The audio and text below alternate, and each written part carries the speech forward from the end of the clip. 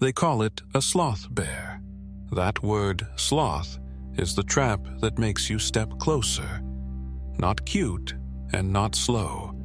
This animal is built to win at arm's length. In 1957, reports begin to cluster around the same rocky roots near Mysore. The events feel linked, not random. Dry season turns every errand into a schedule. Water, firewood, and fields happen when the heat allows. The land is scrub and granite.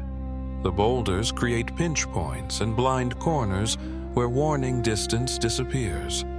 Nobody wants that corner, but the day still pushes you through it.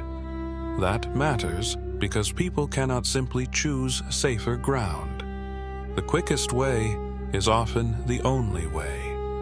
It starts with a shortcut to water and firewood. A normal run people repeat because the day demands it. A snort from the rocks, a sudden scream, then only wind and dust, and someone does not return. Gone by dusk. Later, they find the clay pot smashed right at the edge of shade, where black shadow meets bright sun. After the first shock, the question spreads through the village. What kind of animal wins this close? Sloth bears are defensive by design. Startle one within reach, and the reaction is fast and high. Those long ivory claws pry termite stone. In close encounters, the same motion becomes dangerous, and people here do not meet it at distance. They meet it at touching distance, in thorn and rock. The power lives in the shoulders. Short pulling force meant for close work, not pursuit. That long, pale muzzle is a vacuum tool. In these hills you may hear snorts before you see anything. In a tight pass you do not get a second to step back. The encounter starts before you can create space. One incident becomes a warning. The warning rewrites errands because tomorrow, water still must be carried. Not long after, a second scare leaves something behind. A dropped sickle in the dust near the rocks. Another night, a lamp circle trembles on the ground. A group freezes. They listen to grit move in the dark. Then it happens at another corner. Same sudden closeness, and the same retreat into rock. Different place, same setup. A turn, a black pocket of shade, contact at arm's length, then silence and stone. Days turn into weeks. Reports stack up. Severe injuries.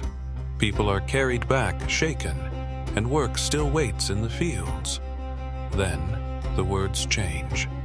Not only injuries, but reports of fatalities. The fear gets a new weight. No one sleeps. Who still walks? Someone has to. How do you warn someone who still has to walk that path tomorrow? A fissure is not one exit. It is many. That makes retreat low risk even after close contact. Blind corners collapse reaction time. You do not see the animal early. You meet it all at once. Human movement is predictable. Water lines, field edges, and firewood paths repeat at the same hours. Dry season pressure increases overlap. Heat, thirst, and fewer safe routes push everyone into the same pinch points. One possibility is startle conditioning. Repeated close encounters teach the bear that these routes mean sudden humans. Other possibilities exist. Cubs nearby, an old injury, scarcity, or habituation to corridors. Pressures stack without malice. The first change is simple. No more walking alone. People move in pairs, eyes fixed on shade. Pairs become groups. People set rules about timing and routes because panic ruins a day faster than heat. Children are told to stay back from the well.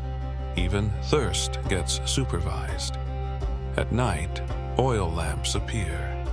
small circles of light that feel thin against granite shadow. Some bang metal as they walk, not to fight, just to avoid surprise within reach. They choose longer routes on open ground. It costs time and crops, but it buys distance. Work slows. Firewood runs take twice as long. Fields wait. Fear taxes every hour. Some wells and paths become not worth it. Whole parts of the map turn quiet. Sunlight does not remove the edge of shade. It only makes the contrast sharper at noon. In the dust, you can see the pattern. 1 second of contact. Then rock and shade do the rest. And now, the bear is not finding people. It is finding schedules, the same runs at the same hours. Eventually, the village organizes watchers on open ground and strict timing. But someone still has to pass. They learn the only honest moment is the exit. The bear must expose itself to leave cover. Late in the story, a hunter is called, not a hero, just a tool the community does not want to need. But the focus stays on animal and terrain, because those will still be here tomorrow. A lamp swings, dust turns gold in the air, and every footstep sounds too loud on stone. Then it happens again. Snort, scrape, grit moving. You feel it before you see it. First, claws test the ground, bright against black fur, feeling for grip at the shade line. It comes half out, shoulders exposed, pauses for a fraction. Dust hangs, then another snort. At the shade line, black to bright sun. 1 controlled second at the exit. The pattern finally breaks. And then silence. Afterward, there is no victory sound, just wind, dust, and a silence that feels heavy. Nobody cheers. People look at the route like it might start again. And tomorrow, water still has to be carried. Firewood still has to be cut, because life does not pause for fear. Because the route is still there. The landscape does not change just because the story ends. That is the case lesson. Overlap plus terrain plus anatomy. And the water run still points to the same rocks. Not evil, not monsters. A defensive animal, a stressed season, and a landform that turns errands into contact. Nature is not cute. Nature is a method. In Mysore, the method was claws and granite passes. Next case file. Another animal, another angle. Comment the animal. Subscribe to Brutal Biology.